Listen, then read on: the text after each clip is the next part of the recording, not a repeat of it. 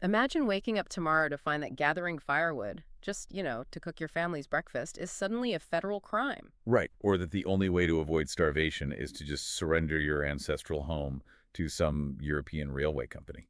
And, like, if you even try to maintain your traditional way of life, you are legally classified as a criminal. Yeah, which sounds like dystopian fiction, but I mean, that was the daily brutal reality for millions of people. It really was. So, welcome to a very special, intensive edition of the Deep Dive.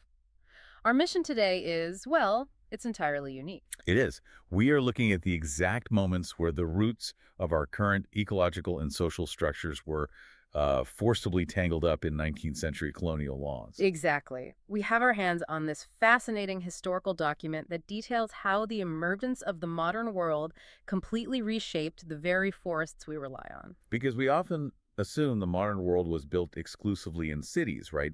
Like inside towering factories by urban planners. Yeah, that's the standard narrative. But the true foundation of global industry, the literal physical material of the railways that crossed continents, was extracted directly from the forests of places like India and Indonesia. So here is how this deep dive is going to work for you today.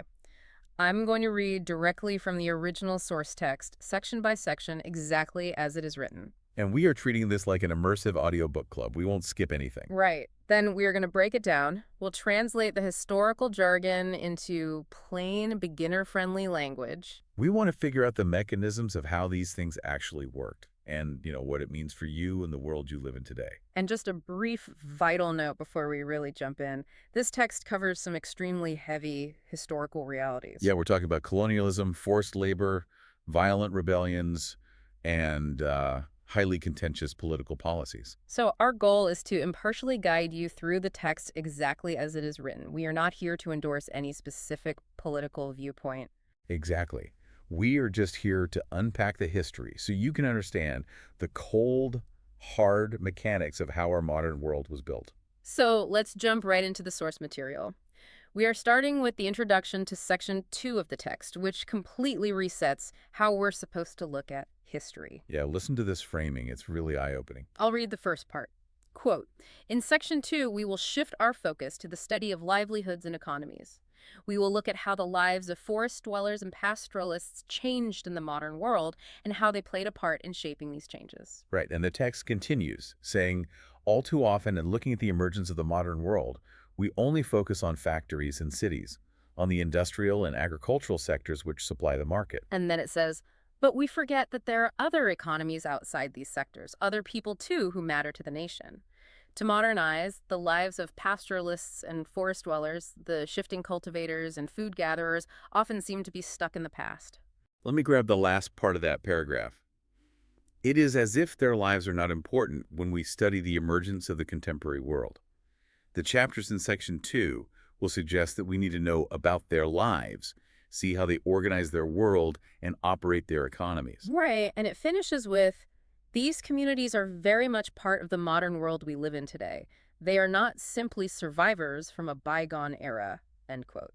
So the text is immediately challenging a massive blind spot in how we are taught history. Like when you hear the word economy, what pops into your head? Wall Street, stock tickers, maybe mass agriculture or steel mills. Exactly. But this paragraph introduces the concept of a livelihood.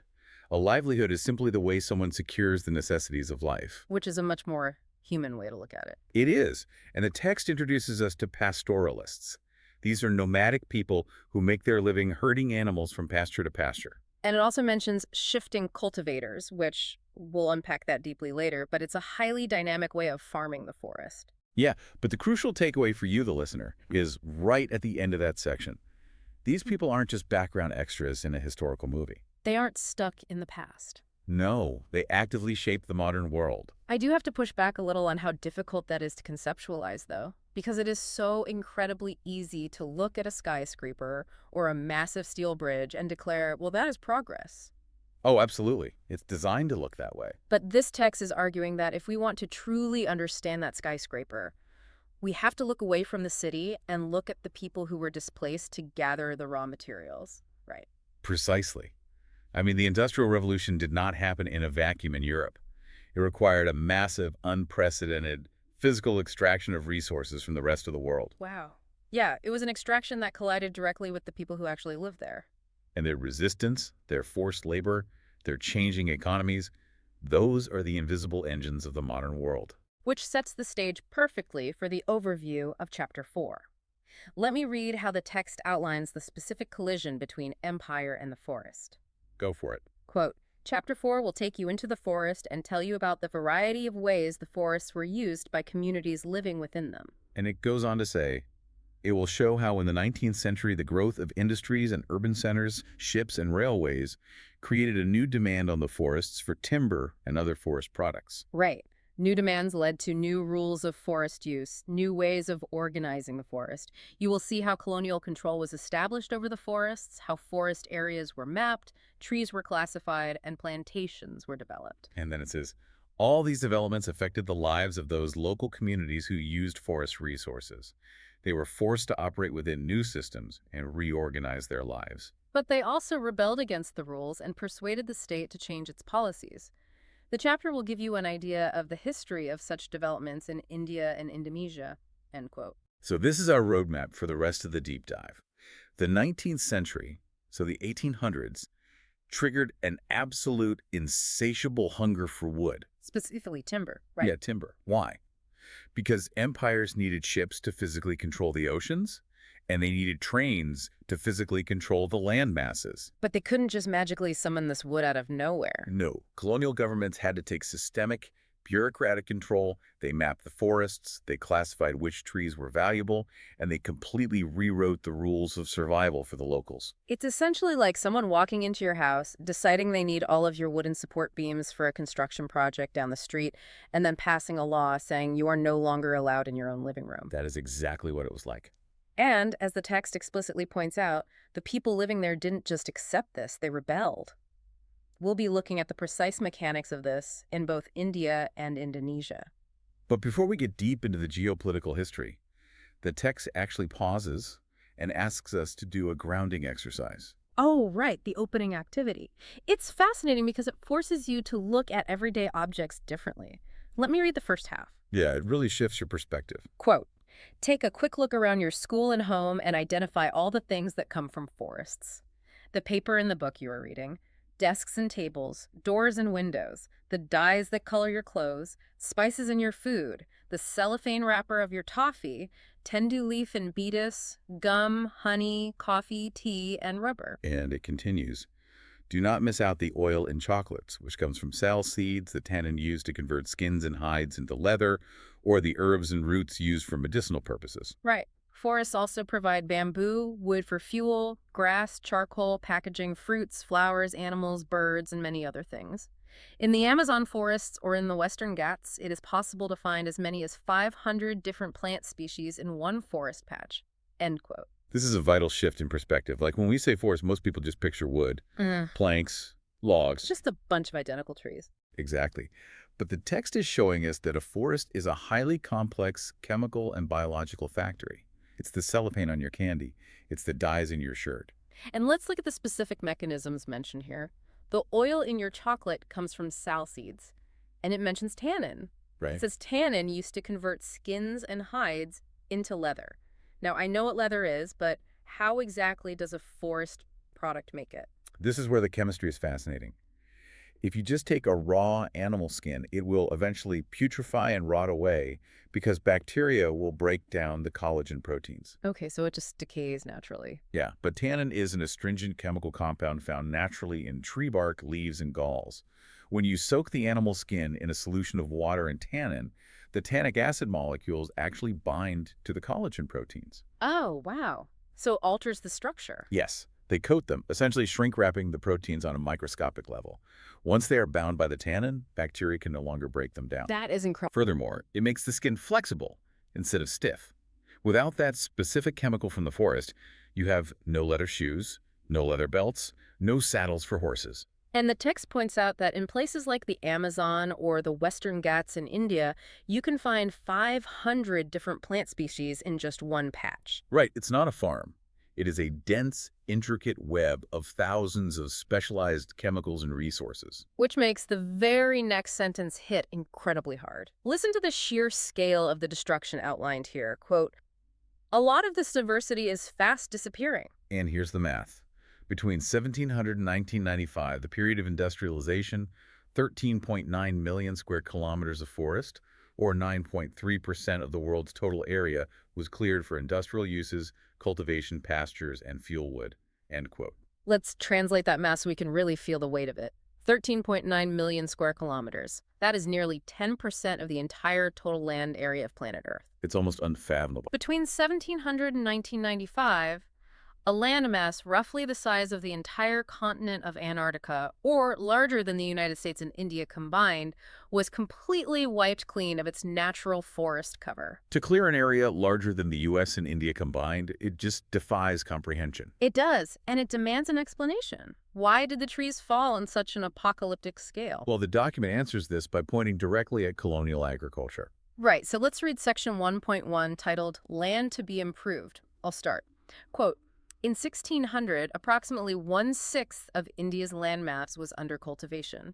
Now that figure has gone up to about half. And the text explains, as population increased over the centuries and the demand for food went up, peasants extended the boundaries of cultivation, clearing forests and breaking new land. In the colonial period, cultivation expanded rapidly for a variety of reasons. First, the British directly encouraged the production of commercial crops like jute, sugar, wheat, and cotton. The demand for these crops increased in 19th century Europe, where food grains were needed to feed the growing urban population and raw materials were required for industrial production. Second, in the early 19th century, the colonial state thought that forests were unproductive.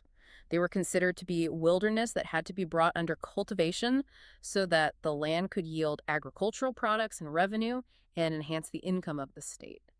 So between 1880 and 1920, cultivated area rose by 6.7 million hectares. We always see the expansion of cultivation as a sign of progress. But we should not forget that for land to be brought under the plow, forests have to be cleared. End quote. So we start with a baseline metric here. In the year 1600, about 1/6 of India was actively farmed. Today, it's roughly half. Now, natural population growth accounts for some of that. Sure, people need food.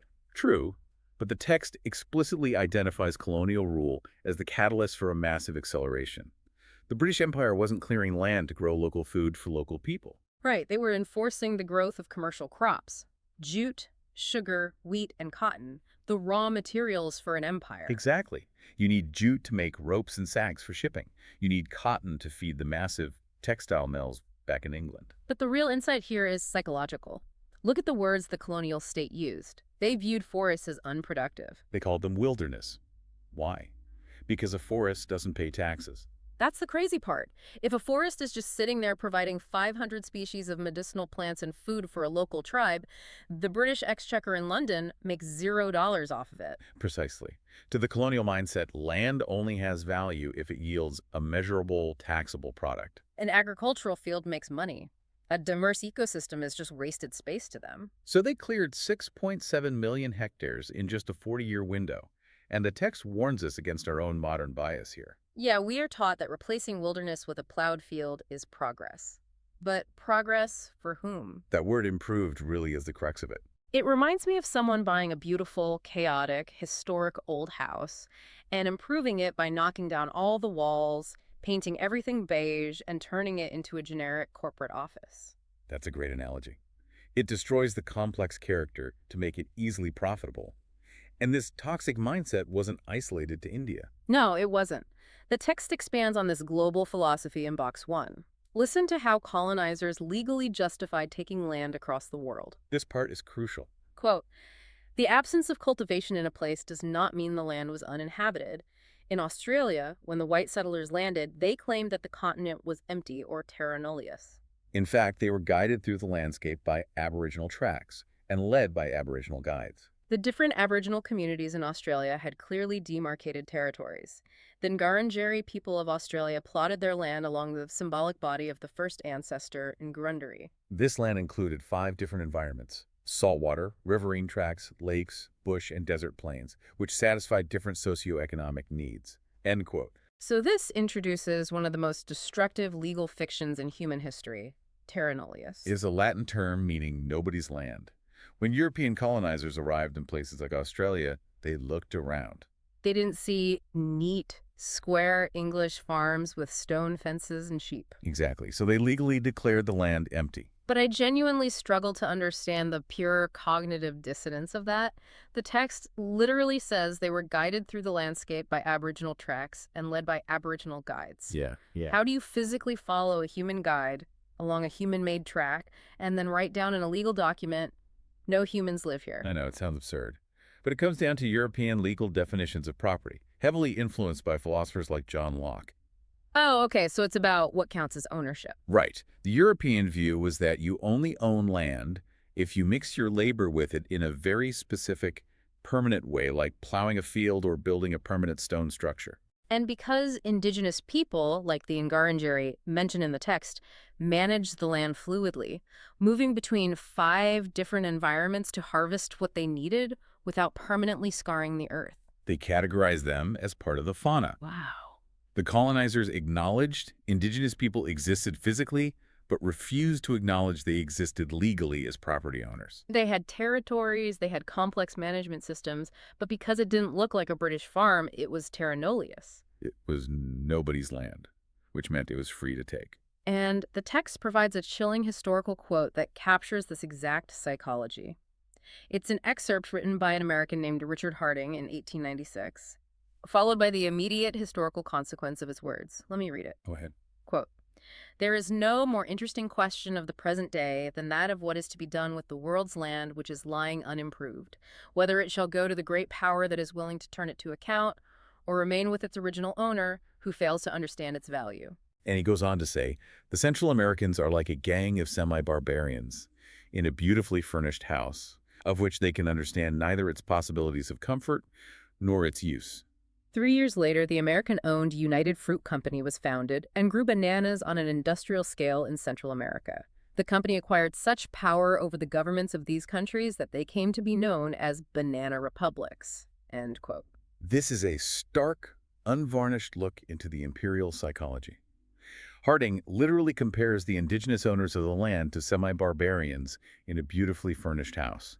He is basically arguing that because the original owners aren't strip mining the land for maximum global profit, they have forfeited their moral right to live there. Yes, willing to turn it to account, meaning willing to squeeze every possible cent out of the dirt. And what happens when a powerful nation adopts that philosophy? The text lays out the mechanism clearly. The United Fruit Company. An American corporation looks at Central America, sees unimproved land, and starts growing bananas on a massive industrial scale. And the company becomes so extraordinarily wealthy from this agricultural extraction that they literally dwarf the economies of the countries they're operating in. They begin bribing officials, dictating laws, and even funding military coups to overthrow governments that try to tax them or protect local land rights. That is the origin of the term banana republic. Exactly. It describes a country whose entire sovereign government operates solely as a subsidiary to serve the profit margins of a foreign fruit company. So we've seen how the demand for agricultural profit drove deforestation, but there were 2 massive physical logistical engines driving the British Empire specifically, ships and trains. This is where the numbers get truly wild. Yeah, this brings us to section 1.2, sleepers on the tracks. Let's read exactly how the Royal Navy catalyzed the destruction of Indian forests. I'll start the quote. By the early 19th century, oak forests in England were disappearing. This created a problem of timber supply for the Royal Navy. How could English ships be built without a regular supply of strong and durable timber? How could imperial power be protected and maintained without ships? By the 1820s, search parties were sent to explore the forest resources of India. Within a decade, trees were being felled on a massive scale, and vast quantities of timber were being exported from India. End quote. So if you think about the British Empire, their supreme defining advantage was naval supremacy. They ruled the waves. But 19th century warships are massive, floating wooden fortresses. They were specifically made of English oak because oak is incredibly dense, strong, and resistant to cannon fire. But there is a geographic limit. You can only cut down so many mature oak trees on a relatively small island before you simply run out. And the math is unforgiving. No oak means no ships. No ships means the empire collapses. So they completely outsource their ecological crisis. In the 1820s, they send literal search parties to India to find a replacement for oak. They discover teak and sal timber, and within just 10 years, They are clear-cutting Indian forests and shipping raw timber thousands of miles across the ocean just to keep the British Navy afloat. But while ships were a massive grain, the real insatiable devourer of wood was the train. I'm going to read the next paragraph about the spread of the railways. Pay attention to the sheer volume of material required here. Yeah, the scale is staggering. Quote, the spread of railways from the 1850s created a new demand. Railways were essential for colonial trade and for the movement of imperial troops. To run locomotives, wood was needed as fuel, and to lay railway lines, sleepers were essential to hold the tracks together. Each mile of railway track required between 1,760 and 2,000 sleepers.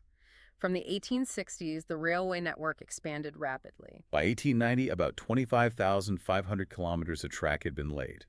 In 1946, the length of the tracks had increased to over 765,000 kilometers. As the railway tracks spread through India, a larger and larger number of trees were felled. As early as the 1850s, in the Madras Presidency alone, 35,000 trees were being cut annually for sleepers. The government gave out contracts to individuals to supply the required quantities. These contractors began cutting trees indiscriminately. Forests around the railway tracks fast started disappearing, end quote. Let's break down the physical engineering here so we understand why the numbers are so astronomical. The text mentions sleepers. What exactly is a sleeper? A sleeper is the horizontal wooden beam that sits underneath the two steel rails. Why are they essential? Because a steam locomotive is an incredibly heavy machine made of solid iron. Right, if you just put steel rails on dirt, they just sink or shift. Exactly. The weight of the train would push the rails apart and the train would derail instantly. The sleeper distributes the immense downward weight and holds the rails at the exact correct gauge apart. And the text says you need between 1,760 and 2,000 sleepers for every single mile of track. And a sleeper isn't a twig. It's a massive block of solid hardwood. You can't make a sleeper out of a sapling. So you're talking about harvesting thousands of mature trees just to build 1 mile of track. And here is the brutal mechanical reality wood rots. It splinters under the weight of the trains, it gets eaten by termites, and it decays in the rain. So that 2,000 tree per mile quota wasn't a one-time construction cost. No, it was a recurring subscription fee paid in continuous deforestation just to maintain the lines. And look at the scaled expansion. From 25,500 kilometers in 1890 to over 765,000 kilometers by 1946. Plus, the trains themselves ran on wood fuel. It's like a wooden conveyor belt eating the forest as it moves forward. And to get this done fast, the government didn't use careful foresters. They hired private contractors. The text notes these contractors began cutting trees indiscriminately. Because if you are paid per sleeper, you don't care about the ecosystem, you care about the quota. The source material actually provides a specific, contemporary historical account of this exact math. We have Source B, an excerpt from a book called The Forests of India, written by E.P. Stebbing in 1923. Let's read Source B. It is crucial to hear the raw logistical calculations of the colonial state. I'll read the first part. Quote, the new line to be constructed was the Indus Valley Railway between Multan and Sukur, a distance of nearly 300 miles. At the rate of 2,000 sleepers per mile, this would require 600,000 sleepers 10 feet by 10 inches by 5 inches, being upwards of 2 million cubic feet. The locomotives would use wood fuel. At the rate of 1 train daily either way, and at 1 mond per train mile, an annual supply of 219,000 monds would be demanded. In addition, a large supply of fuel for brick burning would be required. The sleepers would have to come mainly from the Sindh forests, the fuel from the Tamarisk and Jaihan forests of Sindh in the Punjab. The other new line was the Northern State Railway from Lahore to Multan. It was estimated that 2,200,000 sleepers would be required for its construction. End quote. Just sit with those numbers for a second. Upwards of 2 million cubic feet of solid wood just for the sleepers on a single 300-mile stretch of track. It's insane. Every sleeper is a perfectly cut block 10 feet long, 10 inches wide, and 5 inches deep. This required an army of manual laborers felling massive trees and hand-sawing them in the jungle. And the fuel demand is equally staggering. 219,000 mons of wood annually just to fare the boilers for one train running daily. And a mond is a historical unit of mass, usually around 80 pounds. So they're burning roughly 17.5 million pounds of wood every year just to drive one train back and forth. And they needed even more wood just to fire the kilns to bake the bricks to build the train stations. Wow. The thermodynamics of this era were devastating. A steam engine works by boiling water to create pressure to push a piston. To boil that much water requires a massive amount of British thermal units, or BTUs. Because they hadn't fully transitioned to coal in these regions yet. Exactly. They generated those BTUs by completely liquidating the Sindh and Punjab forests. And while the railways were devouring the forests for infrastructure, the remaining fertile land was being seized for a completely different colonial obsession. This brings us to section 1.3, plantations. This is where consumer culture in Europe physically altered the Asian landscape. Let's read it. Quote, large areas of natural forest were also cleared to make way for tea, coffee, and rubber plantations to meet Europe's growing need for these commodities. The colonial government took over the forests and gave vast areas to European planters at cheap rates. These areas were enclosed and cleared of forests and planted with tea or coffee. End quote. This represents the final pillar of colonial deforestation. Europe developed an insatiable cultural and industrial appetite for tea, coffee, and rubber. But the climate in London or Berlin cannot support a coffee plant or a rubber tree. So the colonial government simply seized the diverse natural forests we talked about earlier, clear-cut them completely, and handed the land over to European plantation owners at rock-bottom prices. They took a forest that had 500 different plant species, a complex ecosystem that supported local human, animal, and insect life, and replaced it with a monoculture. One single species of plant, stretching to the horizon, designed solely to fill a teacup or a coffee mug in Europe. And ecologically, monocultures are incredibly vulnerable. When you replace biodiversity with a single crop, you strip the soil of specific nutrients and you make the entire landscape susceptible to a single disease or pest. But the colonial state didn't care about ecology, they cared about exports. No, not at all. This massive multi-front assault on the forest for ships, for railways, and for tea eventually caused a panic among the British themselves. They realized they were destroying the very resource they relied on. So they decided they needed to manage the destruction. Which brings us to section 2 of our text, the rise of commercial forestry. I'm going to read the setup, introducing the expert they brought in to fix the problem they themselves had created. Quote, in the previous section, we have seen that the British needed forests in order to build ships and railways. The British were worried that the use of forests by local people and the reckless felling of trees by traders would destroy forests. So they decided to invite a German expert, Dietrich Brandis, for advice, and made him the first Inspector General of Forests in India. Brandis realized that a proper system had to be introduced to manage the forests, and people had to be trained in the science of conservation. This system would need legal sanction. Rules about the use of forest resources had to be framed. Felling of trees and grazing had to be restricted so that forests could be preserved for timber production. Anybody who cut trees without following the system had to be punished. So Brandis set up the Indian Forest Service in 1864 and helped formulate the Indian Forest Act of 1865. The Imperial Forest Research Institute was set up at Dehradun in 1906. The system they taught here was called scientific forestry. Many people now, including ecologists, feel that this system is not scientific at all. End quote. The irony in this paragraph is thick enough to cut with a saw. The British railway contractors and European traders are the ones indiscriminately felling millions of cubic feet of wood. But who does the colonial government blame for the disappearing forests? The local people. They decide the locals are the problem, so they bring in Dietrich Brandis to impose order. And Brandis argues that they need legal sanction. They need rules to restrict grazing and cutting. But note the specific phrasing, the forests had to be preserved for timber production. That is the crucial distinction. This wasn't conservation for the sake of the environment. And it certainly wasn't conservation for the indigenous people. I know. It was inventory management. They were preserving the trees solely so the state could cut them down later for the railways. It was about creating a state monopoly on logging. And they called this system scientific forestry. Let's read the next paragraph to find out exactly what the science looked like in practice and why modern ecologists completely reject it. I'll read this part. Quote, in scientific forestry, natural forests which had lots of different types of trees were cut down. In their place, one type of tree was planted in straight rows. This is called a plantation. Forest officials surveyed the forests, estimated the area under different types of trees, and made working plans for forest management. They planned how much of the plantation area to cut every year. The area cut was then to be replanted so that it was ready to be cut again in some years. After the Forest Act was enacted in 1865, it was amended twice, once in 1878 and then in 1927. The 1878 Act divided forests into three categories: reserved, protected, and village forests.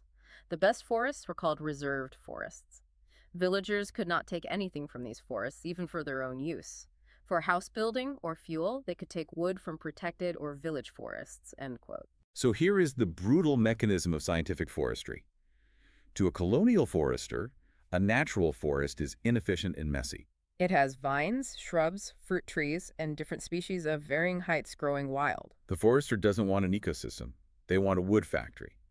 So their brilliant science involved cutting down the natural, messy ecosystem and planting one single species like teak or pine in perfectly straight rows. It's agricultural geometry. They're literally farming wood. Yes, they estimate the area, calculate the growth rates, and set up a schedule to clear-cut a section every year and replant it. It is entirely about yield optimization. But the catastrophic human element comes with the 1878 Act. They surveyed the land and categorized the absolute best, most resource-rich forests as reserved. And the moment a forest was legally labeled reserved, an invisible wall went up. Villagers could not take anything from these forests, even for their own use. The people who had lived there for centuries were suddenly locked out of their own homes. And this legal classification fundamentally broke the relationship between the people and their environment. Which brings us to the human cost of these laws. Listen to Section 2.1, titled, How Are the Lives of People Affected? This next part beautifully contrasts how the locals and the colonizers viewed the exact same patch of land. Quote, foresters and villagers had very different ideas of what a good forest should look like. Villagers wanted forests with a mixture of species to satisfy different needs: fuel, fodder, leaves. The forest department, on the other hand, wanted trees which were suitable for building ships or railways. They needed trees that could provide hardwood and were tall and straight. So particular species like teak and sal were promoted and others were cut. In forest areas, people use forest products, roots, leaves, fruits, and tubers for many things. Fruits and tubers are nutritious to eat, especially during the monsoons before the harvest has come in. Herbs are used for medicine, wood for agricultural implements like yokes and plows. Bamboo makes excellent fences and is also used to make baskets and umbrellas. A dried, scooped-out gourd can be used as a portable water bottle. Almost everything is available in the forest. Leaves can be stitched together to make disposable plates and cups. The Siati creeper can be used to make ropes. And the thorny bark of the seamer tree is used to grate vegetables. Oil for cooking and to light lamps can be pressed from the fruit of the mawa tree, end quote. This paragraph is a masterful description of a true livelihood. For the villager, the forest is a complex utility matrix. It is a supermarket, a pharmacy, and a hardware store all growing together. You specifically need a mixture of species. You need the gourd plant to dry out and carry your water. You need the specific tensile strength of the Siati creeper to weave ropes. You need the rough texture of the seamer tree's bark to grate your vegetables. You need the fruit of the mahoa tree, which you can physically press to extract oil for cooking and lighting lamps. The forest provides a highly complex, sustainable web of resources. But the colonial forester walks into that exact same diverse forest and just sees useless clutter. They don't need cooking oil or water bottles. They need a 10-foot-long railway sleeper.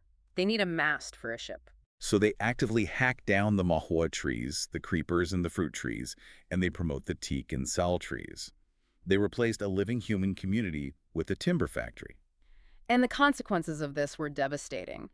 Let me read the second half of 2.1. Quote, the Forest Act meant severe hardship for villagers across the country. After the act, all their everyday practices, cutting wood for their houses, grazing their cattle, collecting fruits and roots, hunting and fishing, became illegal. People were now forced to steal wood from the forests, and if they were caught, they were at the mercy of the forest guards who would take bribes from them. Women who collected fuel wood were especially worried. It was also common for police constables and forest guards to harass people by demanding free food from them, end quote. This is where abstract legal theory becomes a daily nightmare for real people. Imagine walking out of your house to gather fallen branches so you can boil water for tea. something your family has done for generations, and suddenly a colonial guard arrests you. The law turned everyday survival into a criminal act. The phrasing here is profound. People were now forced to steal wood from the forests. They are stealing the very wood they have lived alongside sustainably forever. And look at the power dynamic the law creates. By criminalizing the local population, the colonial state gave immense unchecked power to the lowest rung of its authority, the forest guards and local police constables. If gathering wood is a crime, the guard can threaten to arrest you unless you pay a bribe. They harassed women collecting fuel. They demanded free food from people who were already starving because their access to the forest had been cut off. The law didn't just protect the trees, it created a systemic engine of abuse and extortion. And the criminalization didn't just stop at gathering firewood. It completely outlawed how people farmed. I'm going to read section 2.2. How did forest rules affect cultivation? The text explains a specific farming technique and exactly why the European colonizers were so terrified of it. Quote, one of the major impacts of European colonialism was on the practice of shifting cultivation or swidden agriculture. This is a traditional agricultural practice in many parts of Asia, Africa, and South America. It has many local names such as lading in Southeast Asia, milpa in Central America, chitmane or tavi in Africa, and china in Sri Lanka. In India, Taya, Penda, Biwar, Navad, Jum, Podu, Kandad, and Kumri are some of the local terms for swidden agriculture. In shifting cultivation, parts of the forest are cut and burnt in rotation. Seeds are sown in the ashes after the first monsoon rains, and the crop is harvested by October-November. Such plots are cultivated for a couple of years and then left fallow for 12 to 18 years for the forest to grow back. A mixture of crops is grown on these plots. In central India and Africa, it could be millets, in Brazil, manioc, and in other parts of Latin America, maize and beans. European foresters regarded this practice as harmful for the forests. They felt that land which was used for cultivation every few years could not grow trees for railway timber. When a forest was burnt, there was the added danger of the flames spreading and burning valuable timber. Shifting cultivation also made it harder for the government to calculate taxes. Therefore, the government decided to ban shifting cultivation. As a result, many communities were forcibly displaced from their homes in the forests. Some had to change occupations, while some resisted through large and small rebellions. End quote. Let's unpack the actual mechanics of shifting cultivation or swidden agriculture because it is brilliant. You don't try to permanently conquer a piece of land with a plow. No, you clear a small patch of forest and burn the brush. Why burn it? Because the fire rapidly alters the chemistry of the soil. The ash makes the soil less acidic and immediately releases trapped nutrients like potassium and calcium, acting as a powerful natural fertilizer. You plant your seeds in the ash, grow a mixture of crops for a year or two, and then, and this is the genius part, you abandon the plot and let it heal for 12 to 18 years. That 18-year period is crucial. It's not just abandoned, it's undergoing ecological succession. Shrubs grow back, then fast-growing trees, then eventually the canopy closes again. It mimics a natural small-scale forest fire and allows the forest to entirely regenerate. But the European foresters looked at this and panicked. Their entire job was to grow tall, straight timber for railways. They looked at farmers setting controlled fires in the woods and saw an unacceptable risk to their timber inventory. But the text reveals an even more cynical reason for the ban. Shifting cultivation also made it harder for the government to calculate taxes. Right.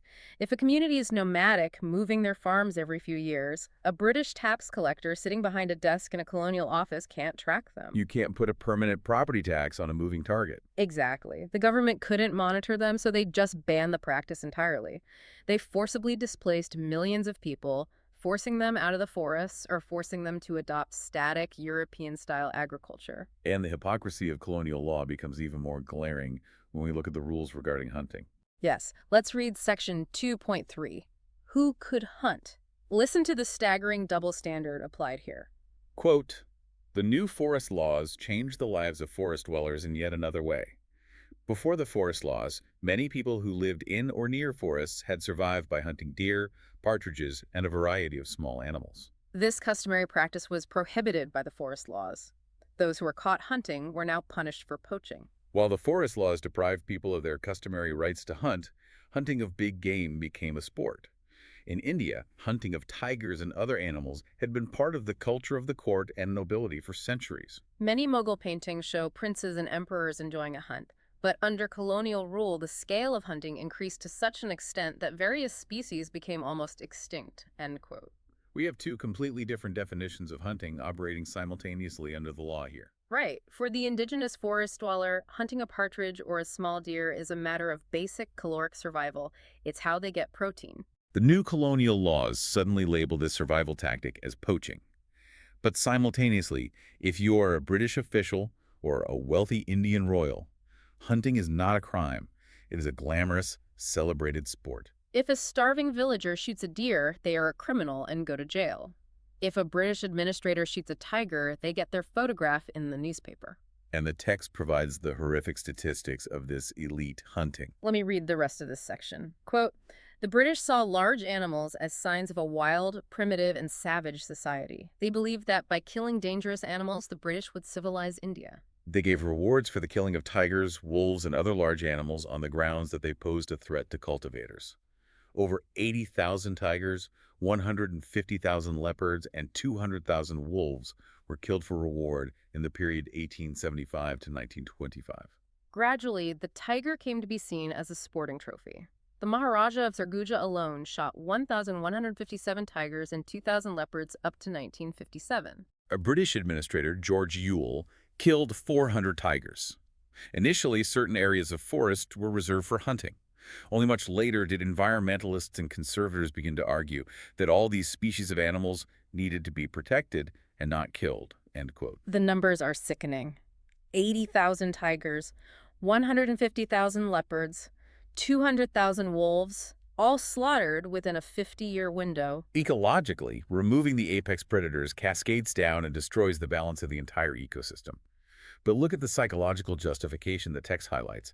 The British claimed that large predators were signs of a savage society. They framed the mass slaughter as a civilizing mission. They claimed they were protecting the farmers. But it quickly just became a massive ego trip. The tiger came to be seen as a sporting trophy. You have single individuals like the Maharaja of Sarguja shooting over 1,000 tigers himself, or British Administrator George Ewell killing 400. That has nothing to do with protecting farmers. That is blood sport on an industrial scale. And while the elites were wiping out the apex predators for fun, the local people were literally starving to death because they couldn't legally hunt small game or practice shifting cultivation. The human toll of this despair is captured perfectly in the source material. We have Source C, which is a petition from the Baiga community sent to the colonial government in 1892. I'm going to read this in full because it deserves to be heard exactly as it was written. Quote, we daily starve, having had no food grain in our possession. The only wealth we possess is our axe. We have no clothes to cover our body with, but we pass cold nights by the fireside. We are now dying for want of food. We cannot go elsewhere. What fault have we done that the government does not take care of us? Prisoners are supplied with ample food in jail.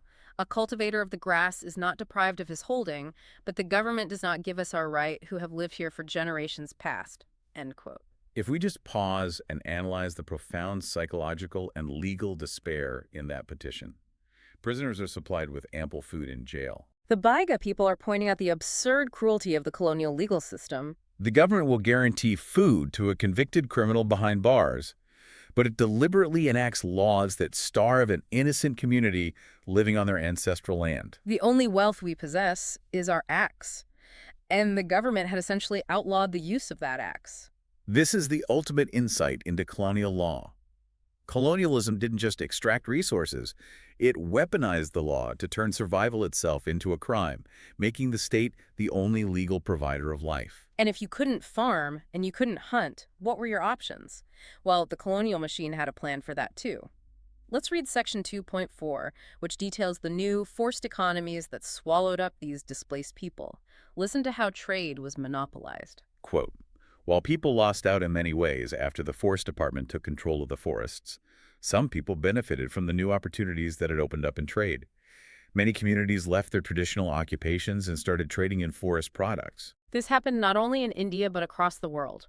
For example, with the growing demand for rubber in the mid-19th century, the Mundariku peoples of the Brazilian Amazon who lived in villages on high ground and cultivated manioc began to collect latex from wild rubber trees for supplying to traders. Gradually, they descended to live in trading posts and became completely dependent on traders. In India, the trade in forest products was not new. From the medieval period onwards, we have records of Adivasi communities trading elephants and other goods like hides, horns, silk cocoons, ivory, bamboo, spices, fibers, grasses, gums, and resins through nomadic communities like the Banjaras. With the coming of the British, however, trade was completely regulated by the government. The British government gave many large European trading firms the sole right to trade in the forest products of particular areas. Grazing and hunting by local people were restricted. In the process, many pastoralist and nomadic communities, like the Karava, Karacha, and Yerukala of the Madras Presidency, lost their livelihoods. Some of them began to be called criminal tribes and were forced to work instead in factories, mines, and plantations under government supervision. End quote. We see a global pattern of forced dependency emerging here. The text mentions the Munduruku in the Amazon. The invention of vulcanization in the 19th century made rubber incredibly valuable for industrial belts and tires. The Munduruku went from being independent farmers growing manioc on high ground to becoming entirely dependent on tapping latex and trading it to outsiders. They lost their self-sufficiency. In India, the Adivasi communities had traded highly complex goods, silk cocoons, ivory, spices for centuries. But the British stepped in, created a legal monopoly, and handed the sole right to trade over to large European firms. So let's put this together. If you belong to a nomadic community, you can no longer hunt. You can no longer farm using shifting cultivation. And now, you can't even trade the spices or grasses you gather because a European corporation holds the legal monopoly. And if you attempt to maintain your traditional nomadic lifestyle outside of this new corporate structure, the state slaps you with the label criminal tribe. That label is incredibly insidious. By legally defining an entire community's way of life as inherently criminal, the state gives itself the authority to control their physical bodies. Where did they send them? The text is explicit. They were forced to work instead in factories, mines, and plantations. The colonial machine intentionally created a desperate, displaced, landless workforce to fuel its own brutal industries. And the conditions inside those new industries were often worse than starvation. The text includes Source D, an excerpt detailing rubber extraction in the Putumayo region of the Amazon. It is an incredibly tough read, but it is absolutely essential for understanding the physical violence that underpinned these global supply chains. Let me read it. Quote, everywhere in the world, conditions of work in plantations were horrific. The extraction of rubber in the Putumayo region of the Amazon by the Peruvian Rubber Company, with British and Peruvian interests, was dependent on the forced labor of the local Indians, called Huitos. From 1900 to 1912, the Putumayo output of 4,000 tons of rubber was associated with a decrease of some 30,000 among the Indian population due to torture, disease, and flight. A letter by an employee of a rubber company describes how the rubber was collected.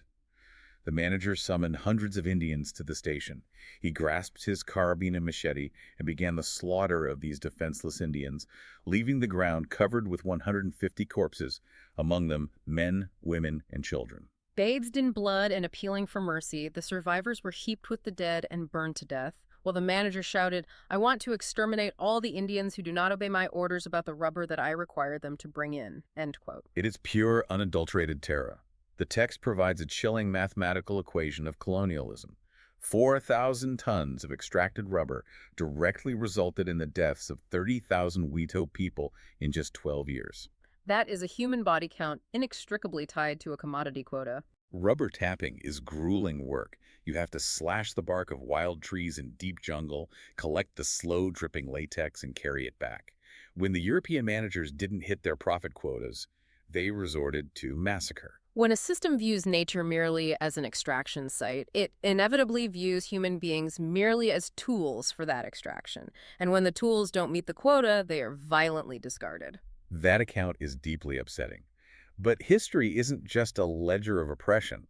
It is also a story of resistance. People do not just sit back and let their worlds be destroyed. That brings us to Section 3, Rebellion in the Forest. We are going to look specifically at the region of Bastar in India to see how a community fought back.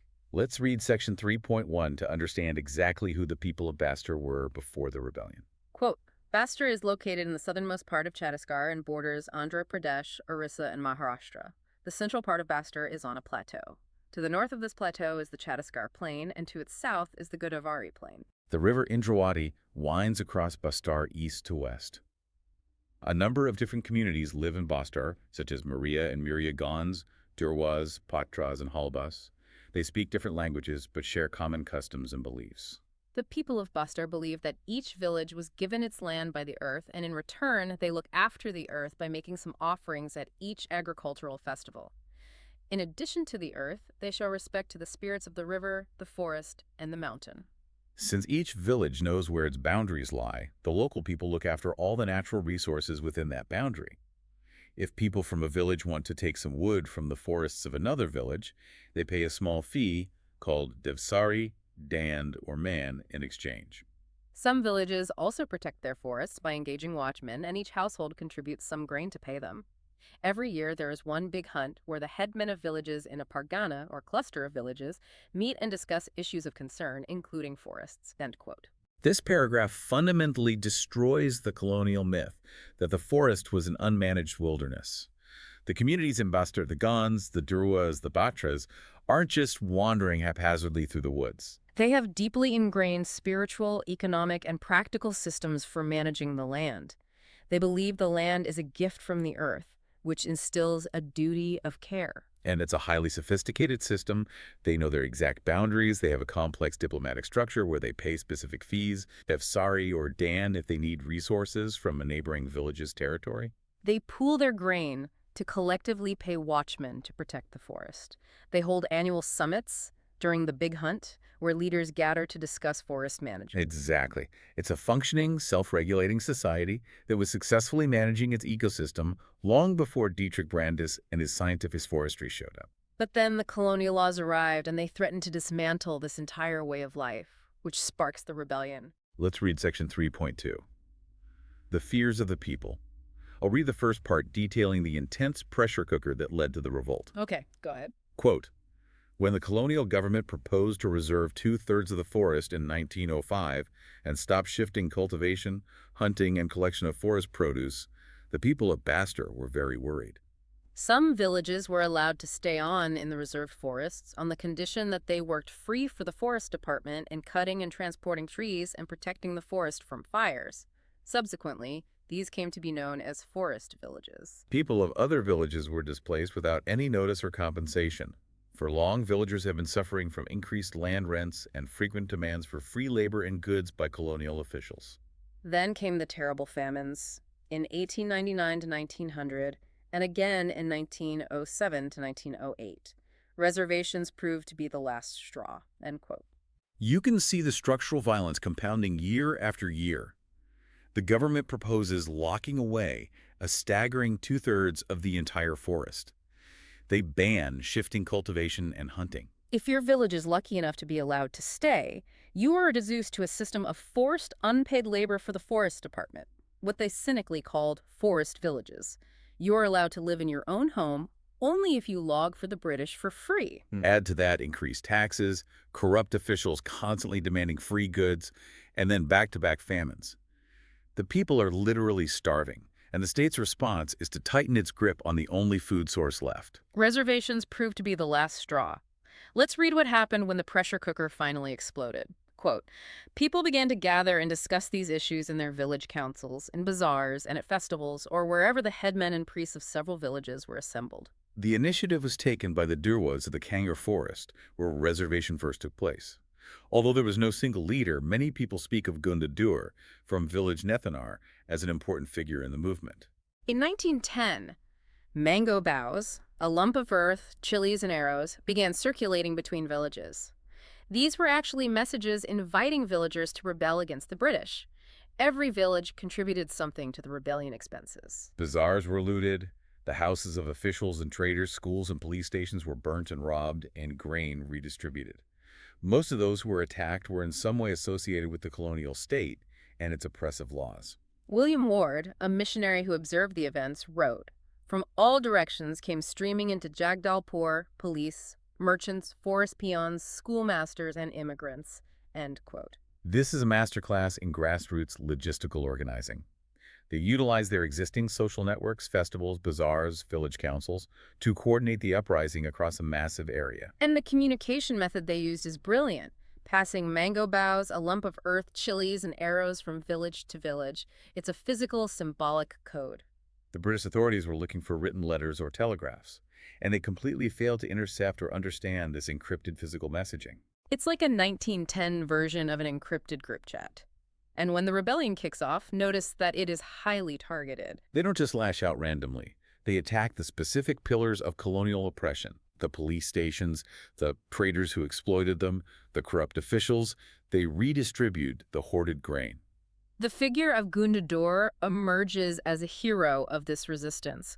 But, as always, the empire strikes back with overwhelming force. Let's read the conclusion of the Bastard Rebellion. Quote, the British sent troops to suppress the rebellion. The Adivasi leaders tried to negotiate, but the British surrounded their camps and fired upon them. After that, they marched through the villages, flogging and punishing those who had taken part in the rebellion. Most villages were deserted as people fled into the jungles. It took 3 months, from February to May, for the British to regain control. However, they never managed to capture Gundador. In a major victory for the rebels, work on reservation was temporarily suspended, and the area to be reserved was reduced to roughly half of that planned before 1910. The story of the forests and people of Bastard does not end there. After independence, the same practice of keeping people out of the forests and reserving them for industrial use continued. In the 1970s, the World Bank proposed that 4,600 hectares of natural sal forest should be replaced by tropical pine to provide pulp for the paper industry. It was only after protests by local environmentalists that the project was stopped. End quote. The British response is swift and purely military. They ignore attempts to negotiate, fire on camps, flog villagers, and drive the population into the jungle. But the text notes two very important victories. First, the British never caught Gundador. He remained a potent symbol of unconquered resistance. Second, the rebellion actually forced a compromise. The British were terrified enough to suspend the reservations and reduce the land grab by half. The people bled for it, but they forced the empire to alter its laws. But the tragic epilogue to this section is that political independence didn't magically solve the ecological problem. The post-colonial state often adopted the exact same attitudes toward the forest as the colonizers did. Fast forward to the 1970s, and you have the World Bank trying to replace 4,600 hectares of natural diverse self-forest with a monoculture of tropical pine. Why? Just to make paper pulp. It is the ghost of Dietrich Brandis's scientific forestry still haunting the land decades later. And this playbook wasn't just isolated to India. To truly understand how systematic and global this colonial philosophy was, the text takes us to a completely different part of the world. Right. Let's turn to Section 4, Forest Transformations in Java. I'm going to read the introduction and Section 4.1 about the specific woodcutters of Java. Quote, let us now go to another part of Asia, Indonesia. Look at the map. You will see that Indonesia is a country of many islands. The island of Java is where the Dutch started forest management. And like the British, they wanted timber from Java to build ships. In 1600, the population of Java was an estimated 3.4 million. There were many villages in the fertile plains, but there were also many communities living in the mountains and practicing shifting cultivation. The Kalangs of Java were a community of skilled forest cutters and shifting cultivators. They were so valuable that in 1755, when the Mataram Kingdom of Java split, the 6,000 Kalang families were equally divided between the two kingdoms. Without their expertise, it would have been difficult to harvest teak and for the kings to build their palaces. When the Dutch began to gain control over the forests in the 18th century, they tried to make the Kalangs work under them. In 1770, the Kalangs resisted by attacking a Dutch fort at Joanna, but the uprising was suppressed. End quote. The parallels here are striking. Just like the British in India, the Dutch Empire needs ship timber, and they set their sights on the teak forests of Java. And here we are introduced to the Kalangs. They are an indigenous community so incredibly skilled at navigating the forest and harvesting massive teak trees that when a local kingdom politically splits, they literally divide the Kalang population evenly between the two new kings. They are the most highly prized workforce on the island. But when the Dutch arrive, they don't want a partnership. They want subjugation. And just like the people of Bastard, the Kalangs recognize the threat and resist early on, actually attacking a Dutch fort in 1770. But the Dutch eventually institute their own crushing bureaucratic version of control. Let's read Section 4.2, Dutch Scientific Forestry.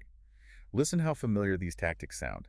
Quote, In the 19th century, when it became important to control territory and not just people, the Dutch enacted forest laws in Java, restricting villagers' access to forests.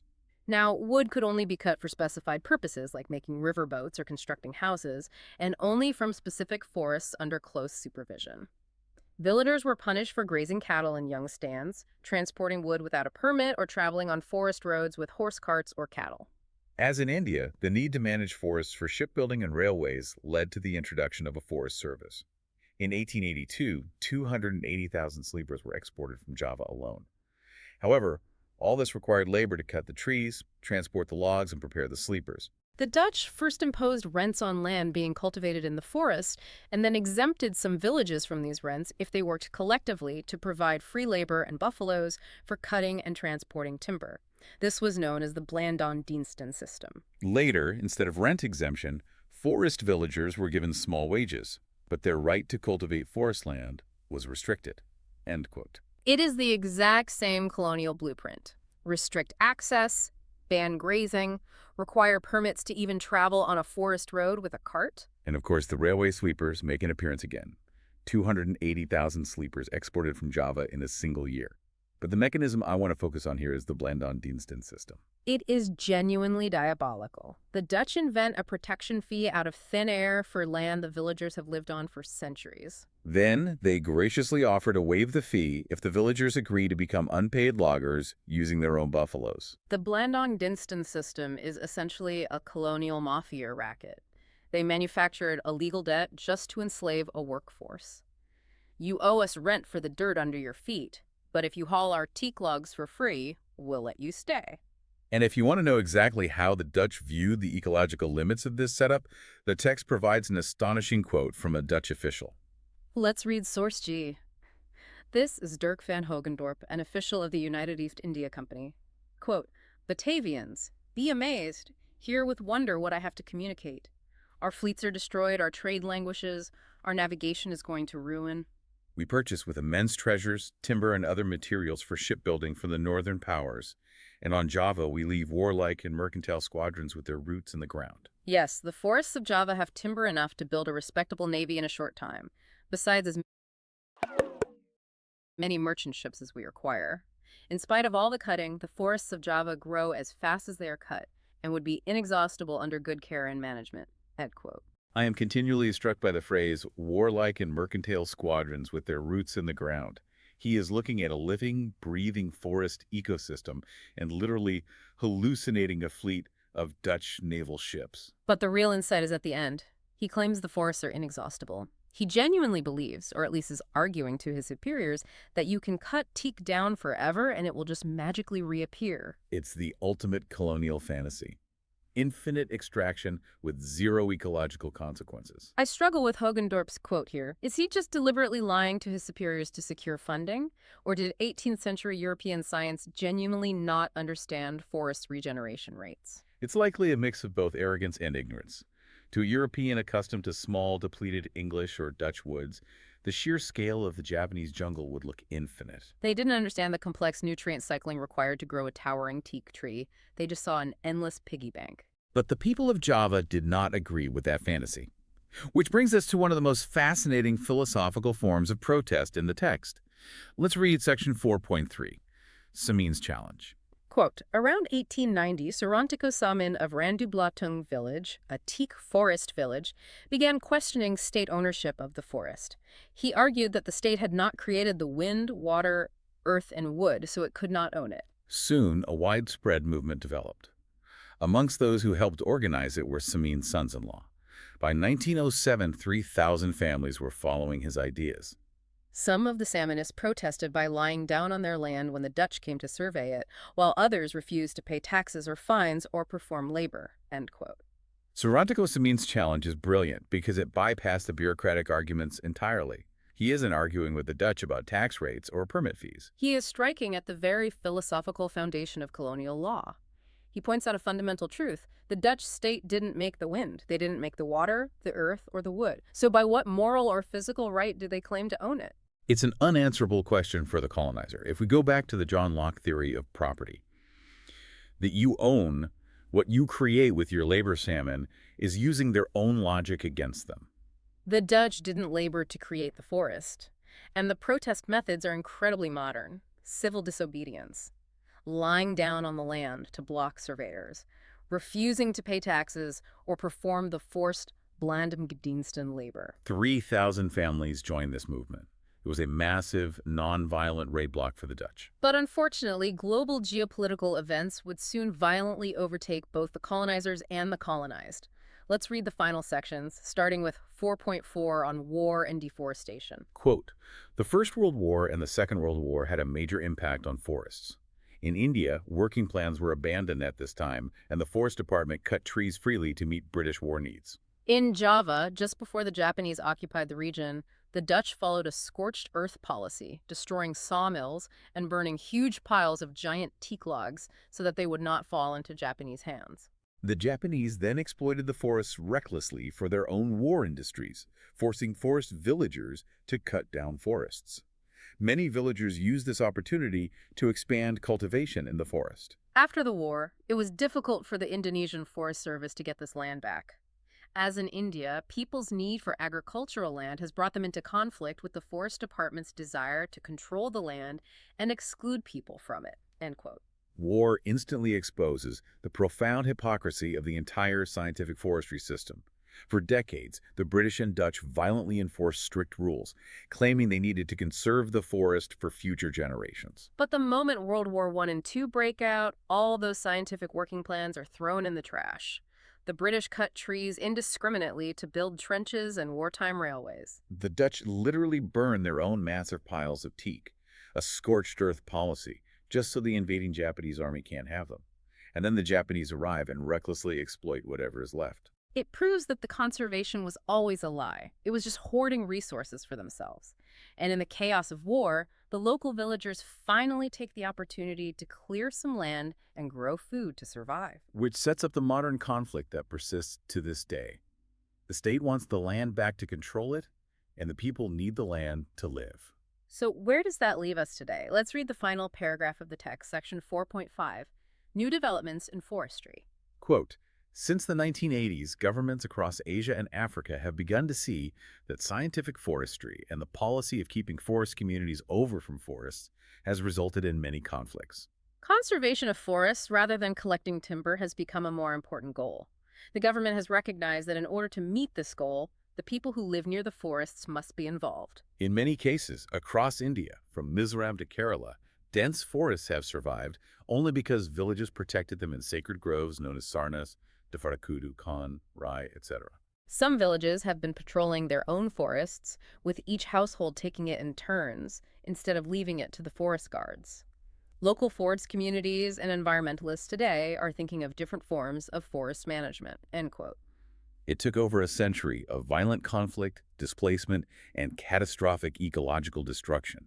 But the paradigm is finally, slowly, starting to shift. Governments are realizing that the colonial model of building a fence and locking the locals out simply does not work. It leads to rebellion and ruin. The only way true, lasting conservation succeeds is if you involve the people who actually live there and rely on the ecosystem. The document points out a beautiful reality. The only reason some dense forests survived the colonial chainsaw at all was because villages protected them as sacred groves. Sarnas, Devarakudu, Khan. They protected them for spiritual reasons, and they are doing the patrolling themselves, household by household. They prove that the forest is infinitely safer in the hands of the people who revere it than in the hands of a distant bureaucracy trying to harvest it scientifically. It is a full circle return to the communal systems we saw in Bastar before the 1905 reservations. A recognition that local knowledge, spiritual respect, and community management are far more effective than the aggressive, extractive models of the 19th century. And that concludes our step-by-step reading of the source material. Looking back over this entire journey, it is incredible what you uncover when you actually read the historical documents line by line. We didn't just learn about trees. We learned how a forest went from a communal home, a pharmacy, and a spiritual center to a perfectly calculated, highly violent global commodity. We broke down the staggering math of empire, the millions of sleepers, the millions of tons of fuel, and the devastating human cost paid by communities like the Baigas and the Quatos. By breaking down the exact wording of these laws and accounts, you see the actual mechanics of history. You see how abstract words like improvement and science were weaponized to justify theft and forced labor. But you also see the enduring power of human resistance, from the encrypted mango boughs of Gundadur to the brilliant philosophical defiance of Sarantiko Samin. It's been an intense, heavy, but incredibly illuminating deep dive. But before we go, we want to leave you with a final thought to mull over. Building on Sarantiko Samin's challenge from Java back in 1890, he asked if the state didn't create the wind, the water, or the wood, how can they claim to own it? As we face our own modern climate crises today, we have to ask ourselves, who truly has the moral authority to decide the future of our planet's resources? Are we still relying on the exclusionary colonial playbook of locking nature away for corporate profit? Or are we finally ready to listen to the people who have known how to live within the forest for centuries? Something to think about the next time you look at a simple wooden table or walk through a patch of woods. Thank you for joining us on this intensive deep dive into the source material. We'll see you next time.